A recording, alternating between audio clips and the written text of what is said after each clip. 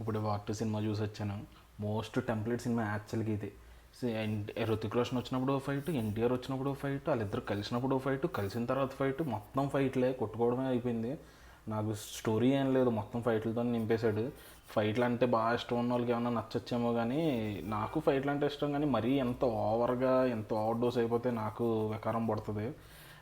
పోనీ ఫైట్లు ఏమైనా బాగున్నాయా అంటే graphics too bad. Train fight అప్పుడు కానీ ఫ్లైట్ దగ్గర ఒక ఫ్లైట్ మీద ఫైట్లు చేసుకుంటారు, అక్కడ అయితే అసలు ఎయిర్ కరెంట్స్ గురించి మర్చిపోయినట్టున్నారు. అక్కడ ఫైట్లు కానీ సీలో యాక్ట్ మీద ఒక ఫైట్లు ఉంటాయి, అవి కూడా బాగాలేదు. యాక్చువల్లీ ఎన్టీఆర్ హృతిక్ రోషన్ పర్సనల్గా కలిసినప్పుడు ఒక ట్విస్ట్ ఉంటుంది. అదేదో పెద్ద ట్విస్ట్ అనుకున్నారు కానీ నాకైతే అసలు ట్విస్ట్ లాగా అనిపించలేదు. మోస్ట్ ప్రిడిక్టబుల్ అది. నాకు పెద్దగా ఏం నచ్చలేదు.